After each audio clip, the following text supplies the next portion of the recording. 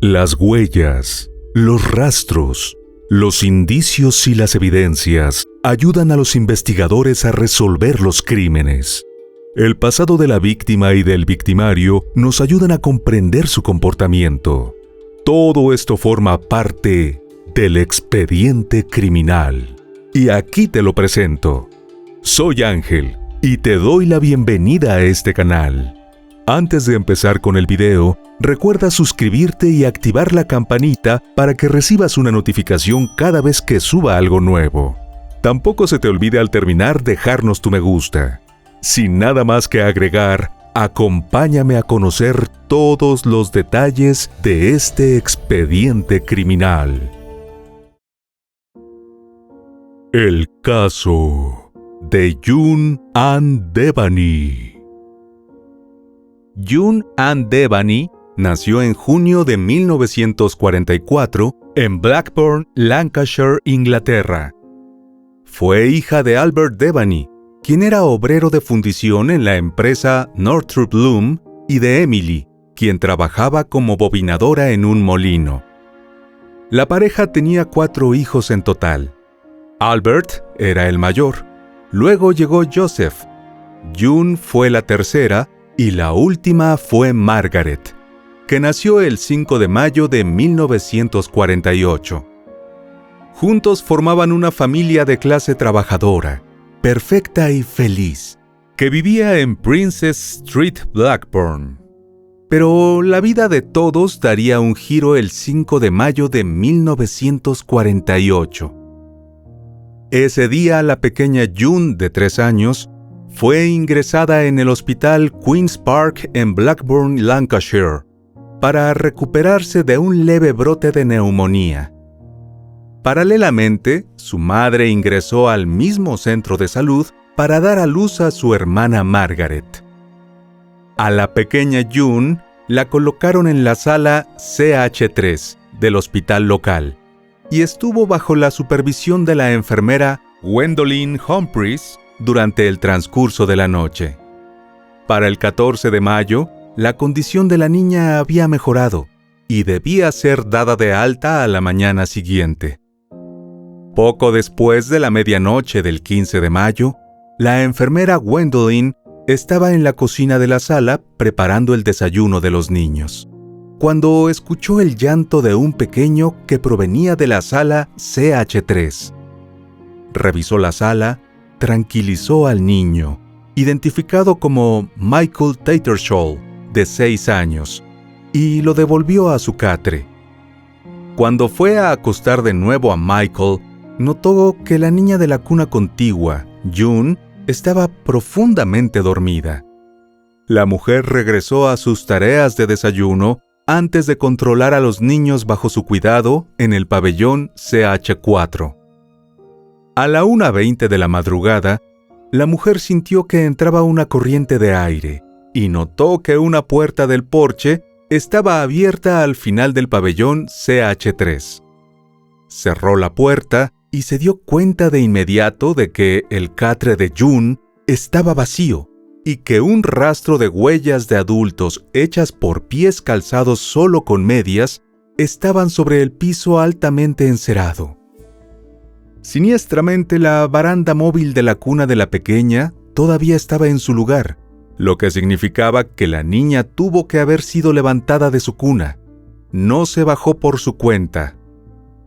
La enfermera hizo una búsqueda rápida en la sala, tratando desesperadamente de encontrar a June antes de alertar a otros miembros del personal sobre el hecho de que faltaba una niña.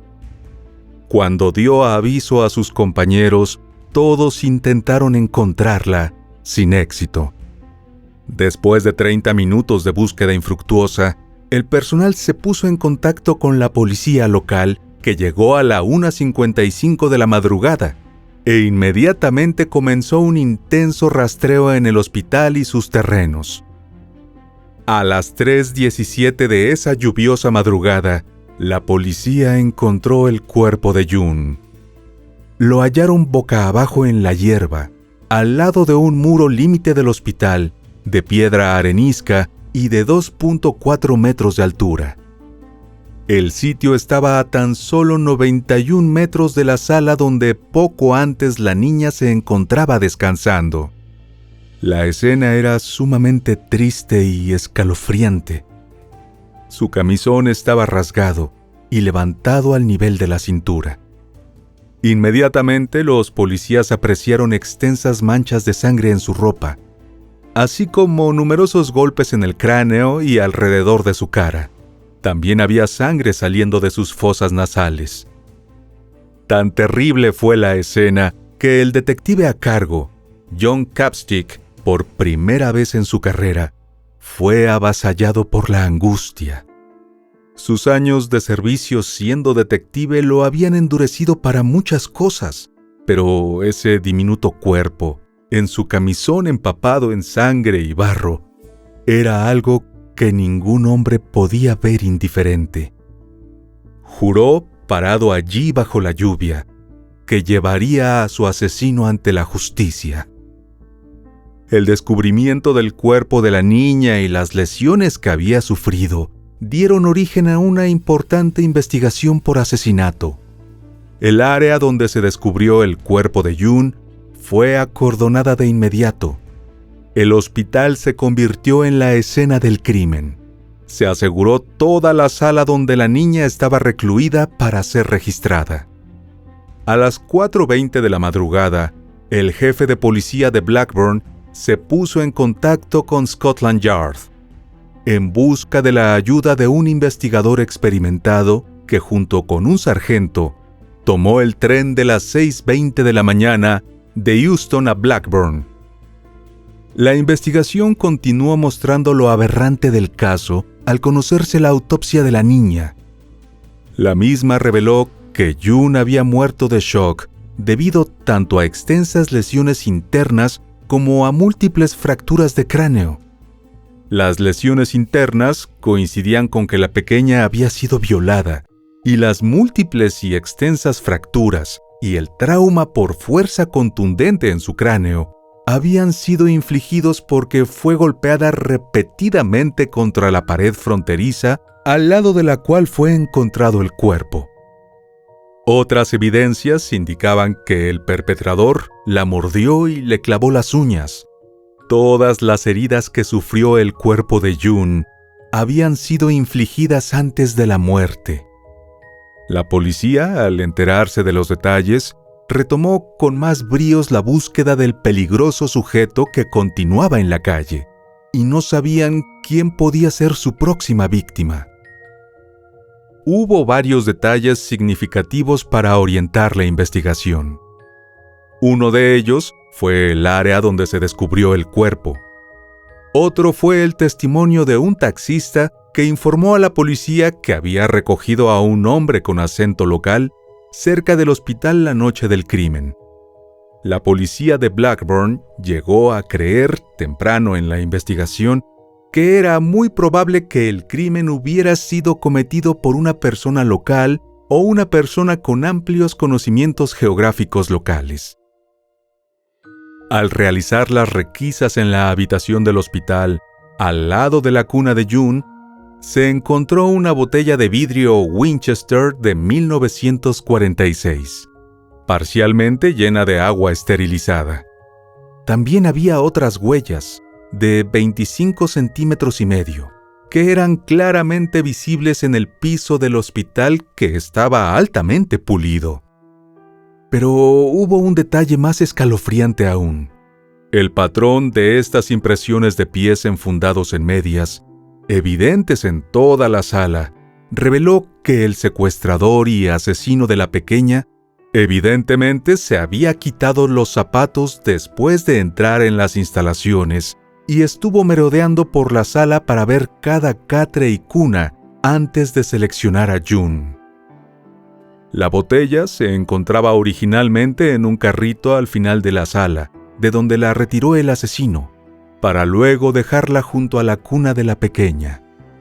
Esta botella en sí fue examinada en busca de huellas dactilares, y se encontró que contenía varios juegos.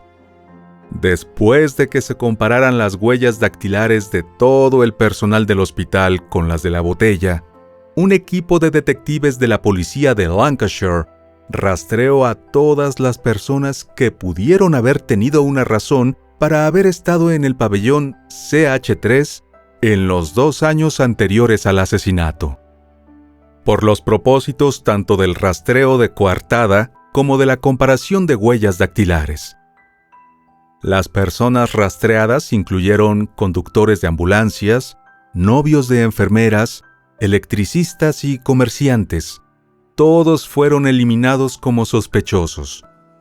Tras la finalización de esta exhaustiva tarea, y sin poder identificar a quién pertenecían esas huellas, el jefe de la Oficina de Huellas Dactilares de Lancashire dio una declaración bastante significativa.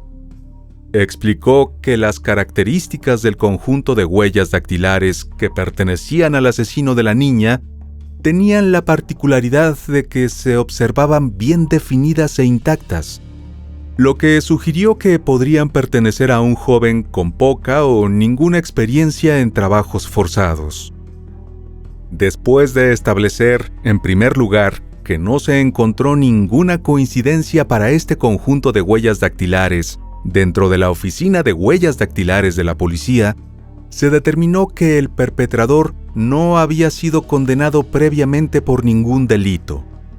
Eso condujo a que la atención se centrara en todos los hombres de 16 años o mayores de la comunidad local. En un esfuerzo conjunto entre las fuerzas policiales locales y los detectives superiores de Scotland Yard, el inspector jefe de detectives a cargo de la investigación, John, propuso que todos los hombres de 16 años o más que vivieran o estuvieran en las cercanías de Blackburn, la cual entonces era una ciudad de 123,000 habitantes, dieran las muestras de sus huellas dactilares. También se hizo la promesa de que todos los registros obtenidos no se compararían para su uso en otros casos, y que las muestras se destruirían al completar esta tarea. Comenzó la operación masiva y se desarrolló una tarjeta especial para que las secciones identificables de la mano izquierda del perpetrador que se encontraban en la botella, el índice izquierdo, el dedo medio, el dedo anular y una sección de la palma izquierda, pudieran registrarse rápidamente. La tarjeta también registró el nombre, la dirección y el número de documento de identidad nacional de la persona. También en la tarjeta había una sección relativa a los movimientos declarados del individuo entre las 11 de la noche del 14 de mayo y las 2 de la madrugada del 15 de mayo. El grupo de trabajo para llevar a cabo este esfuerzo fue dirigido por el inspector William Barton y estaba compuesto por un equipo de 20 oficiales, que, armados con detalles del registro electoral, recorrieron los distritos recolectando huellas dactilares y comparándolas con las de la botella de Winchester. En el transcurso de 2 meses se tomaron más de 40,000 juegos de impresiones de más de 35,000 hogares, sin que se encontrara una coincidencia.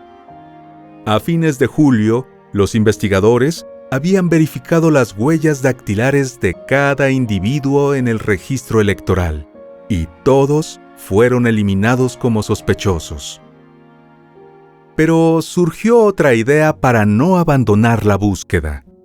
Como la Segunda Guerra Mundial terminó apenas 3 años antes, y los exmilitares que habían abandonado la vecindad o habían sido dados de baja recientemente del servicio militar no tenían sus nombres en el registro electoral, la policía se concentró en estas personas.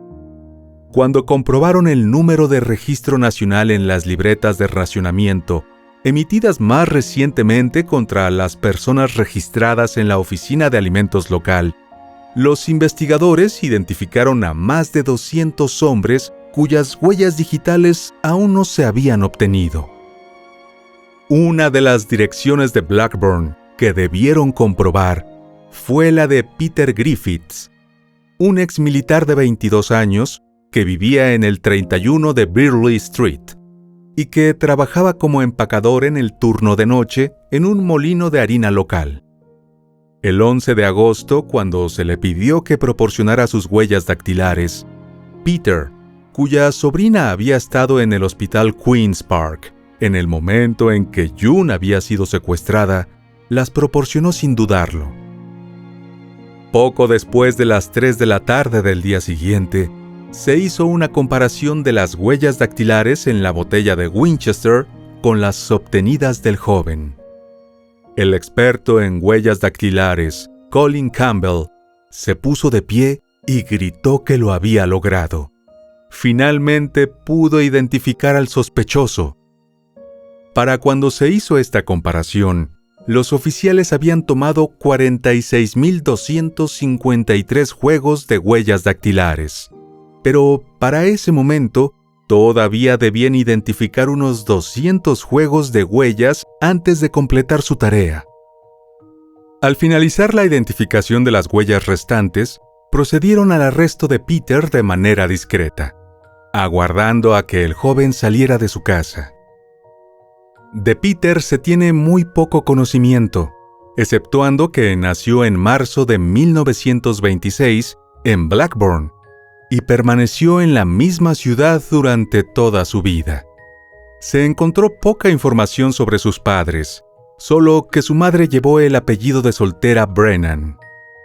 El jovencito asistió a la Escuela Católica Romana de Santa Ana y más tarde ingresó en las ilustres filas de la Guardia Galesa. Pero solo sirvió allí cuando la Segunda Guerra Mundial llegó a su fin, en 1945. Solo los hombres mayores de 18 años podían alistarse, por lo que tenía lógica que el joven formara parte del ejército británico cuando la guerra llegó a su fin. Tras ese momento, los ejércitos poco a poco fueron desarmando las tropas y enviando a los hombres a casa nuevamente. Hubo pocas acciones por parte de Inglaterra, pero se dijo que Peter formó parte de uno de los batallones de guardias galeses destinados en Palestina e Israel después de la guerra, cuando el gobierno británico y las Naciones Unidas trataron de crear un Estado judío.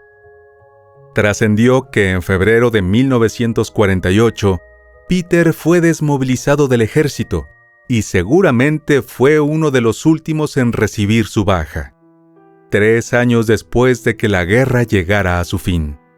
Para entonces, más de 4.3 millones de militares habían sido desmovilizados.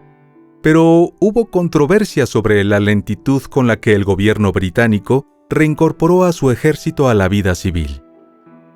En cualquier caso, cuando Peter se marchó con la Guardia Galesa, era un muchacho de apenas 18 años, y cuando regresó 3 años después, ya era un hombre que se habría sentido frustrado por la velocidad glacial de la desmovilización, por ser incapaz de hacer cosas que los hombres de su edad podían hacer y, posiblemente, por no sentirse a gusto volviendo a casa de sus padres en Birley Street, Blackburn, descrita como una zona de clase obrera por el medio informativo Liverpool Echo.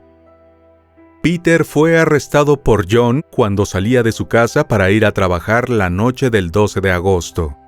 Fue llevado a la jefatura de policía de Blackburn, donde se le advirtió formalmente sobre su derecho a guardar silencio.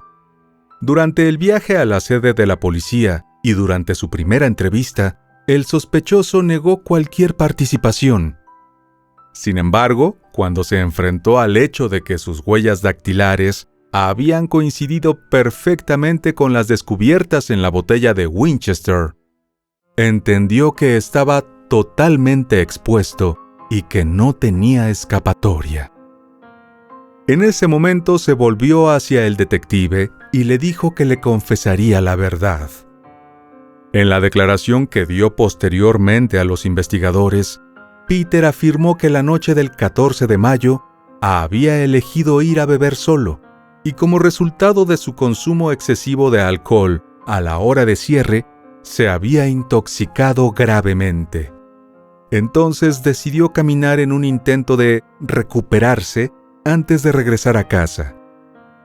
Luego afirmó haber hablado con un hombre en un automóvil estacionado, a quien le pidió que encendiera su cigarrillo. Según Peter, este hombre, notando su estado de embriaguez, le había dicho que ingresara al auto, que abriera una ventana y que lo llevaría a dar una vuelta. Este hombre pronto aparcó su auto muy cerca del hospital Queen's Park, y fue en esta etapa en la que el sospechoso decidió irrumpir en las instalaciones para cometer su crimen.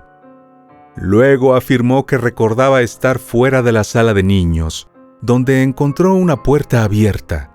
Dejó los zapatos fuera de la sala y entró al pabellón. Escuchó a una enfermera tarareando para sí misma y golpeando cosas, como si estuviera lavando. Luego recogió la botella de Winchester para usarla como arma de defensa en caso de que algún miembro del personal lo descubriera. Luego de eso, eligió a June como su víctima. Según Peter, él la había silenciado mientras la levantaba del catre antes de salir discretamente de la habitación a través de una ventana, la cual daba hacia otra pequeña habitación al final del pabellón CH3, cerca de los baños. El sospechoso se negó a hablar con mucho detalle sobre las atrocidades que infligió a la pequeña. Solo afirmó que había matado a June en un ataque de rabia, cuando ella comenzó a llorar después de que él la sacó del hospital. No obstante, en una parte de su declaración, dijo que mientras llevaba a la niña a través del campo hasta donde la agredió y asesinó, June le rodeó el cuello con los brazos con confianza. Luego del atroz crimen, afirmó haber regresado a casa, donde durmió profundamente hasta las 9 de la mañana. Durante el transcurso de su confesión, el siniestro joven no mostró ningún remordimiento por sus acciones, las cuales atribuyó a su estado de intoxicación. Sin embargo, terminó su declaración formal con una oración que indicaba que deseaba ser ahorcado por su crimen, que sentía lo que había hecho y que por el bien de los padres de la niña, esperaba obtener lo que merecía. En la noche del 13 de agosto, Peter fue acusado formalmente del asesinato de June y puesto en prisión preventiva de inmediato en Walton Gaol para esperar el juicio. Más allá de proporcionar a los investigadores un conjunto adicional de sus huellas dactilares e impresiones del pie para una comparación definitiva con las que se encontraban en la botella de Winchester y en el piso de la sala del hospital, se negó a cooperar con todas las solicitudes posteriores. No quiso discutir aspectos de su crimen, ni aportar muestras de sangre o vello púbico para una comparación con muestras obtenidas en la escena del crimen, antes de su próximo juicio. Tanto para corroborar la confesión de Peter como para reunir más pruebas, los investigadores fueron a su casa para realizar una búsqueda exhaustiva. Durante esta búsqueda, se encontró un boleto de un prestamista local, fechado el 31 de mayo de 1948, en un traje perteneciente al sospechoso. La policía recogió este traje y lo envió a los peritos. En el laboratorio forense de la policía, descubrieron que tenía manchas de sangre en varios lugares, tanto en la chaqueta como en los pantalones. Se encontró que estas manchas de sangre eran del mismo tipo de sangre de Anne, tipo A.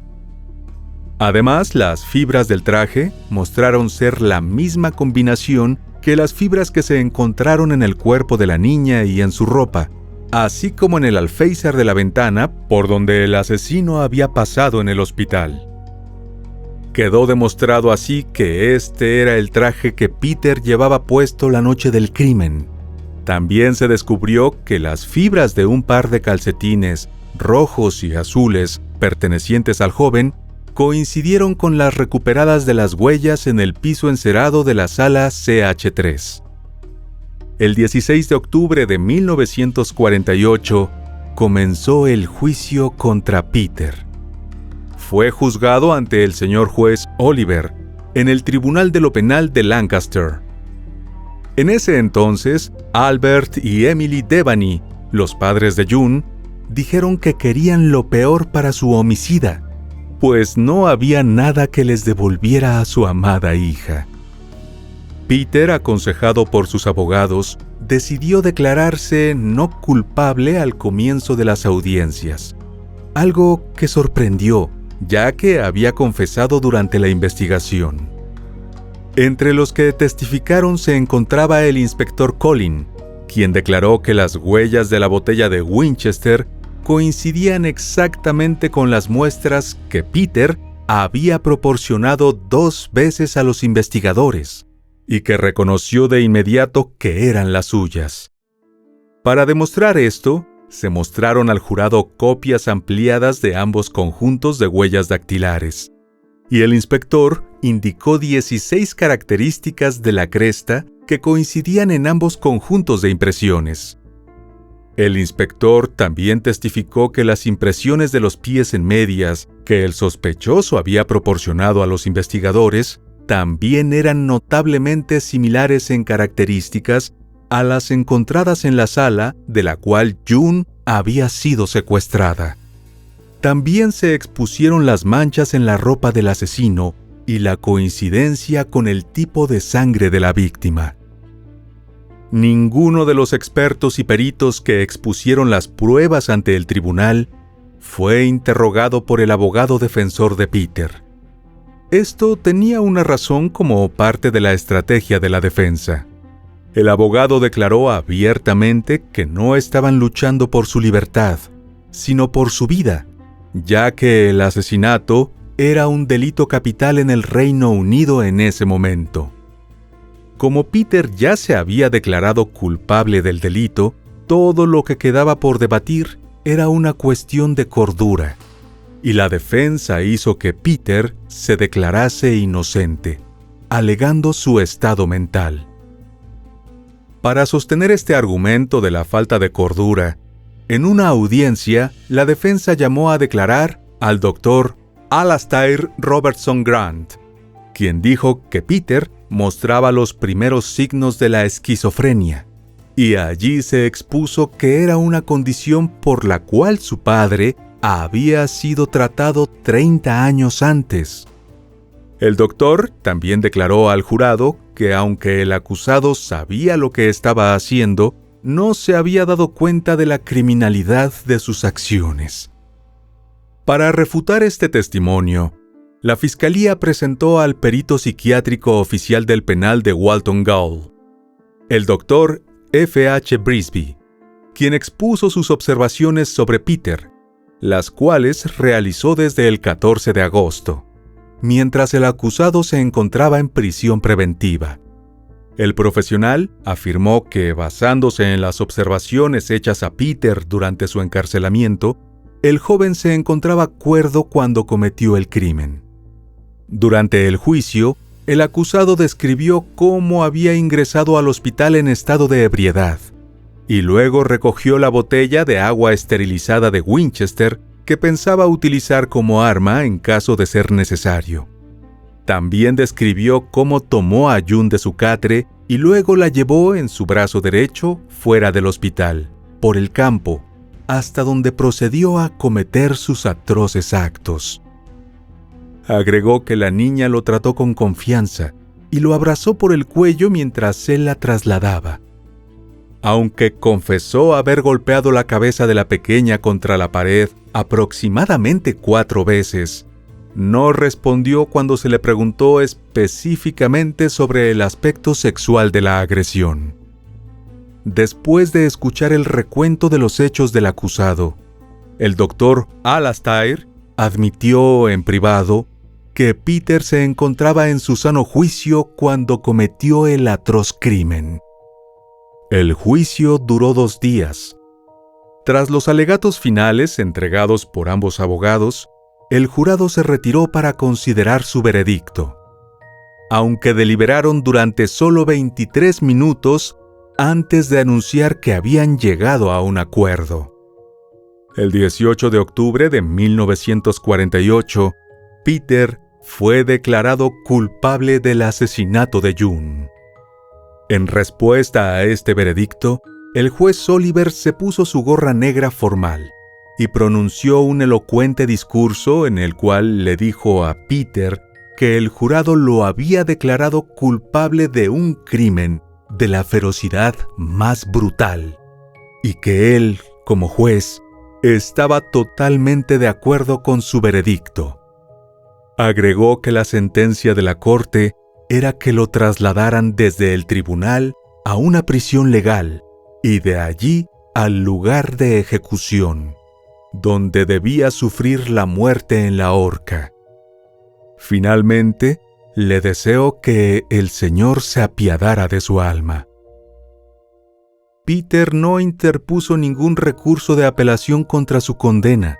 Fue ahorcado en la prisión HM de Liverpool la mañana del 19 de noviembre de 1948.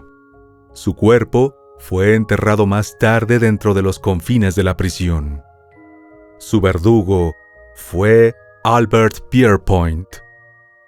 Apenas unas semanas antes de la ejecución de Peter, todos los registros de huellas dactilares obtenidos de personas que habían estado en las cercanías de Blackburn entre el 14 y el 15 de mayo fueron destruidos públicamente en una fábrica de papel de la localidad. Varios periodistas locales estuvieron presentes para registrar el hecho. La horrible e injusta muerte de June dejó un legado que marcó un antes y un después en la investigación del área de la criminología. El registro de huellas dactilares como punto de referencia en la búsqueda de criminales, así como pruebas en procesos judiciales. Gracias a su caso, muchos otros pudieron obtener justicia. Y bueno, querido oyente, hasta aquí el caso de hoy. Te espero en otra entrega para que juntos analicemos todos los detalles de los más terribles crímenes de la historia. Nos vemos hasta el otro expediente criminal. ¡Adiós!